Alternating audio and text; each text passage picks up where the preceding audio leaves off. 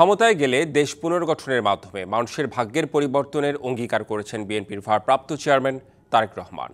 যশোর ঈদগাহ মাঠে জেলা বিএনপির দ্বিবার্ষিক সম্মেলনে ভার্চুয়ালি যুক্ত হয়ে এ অঙ্গীকারের কথা জানান তিনি।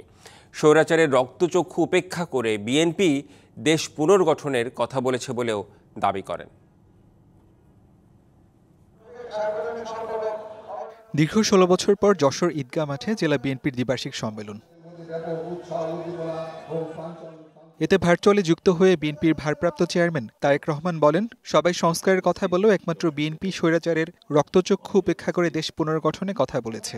যখন দেশের লক্ষ লক্ষ মানুষের উপর অত্যাচার নির্যাতন চালিয়ে মানুষের ভোটের অধিকারকে হরণ করে ক্ষমতা দখল করে রেখেছিল, তখন তার সেই রক্তচক্ষুকে উপেক্ষা করে বাংলাদেশ জাতীয়তাবাদী দল দেশের মানুষের সামনে ৩১ দফা উপস্থাপন করেছে।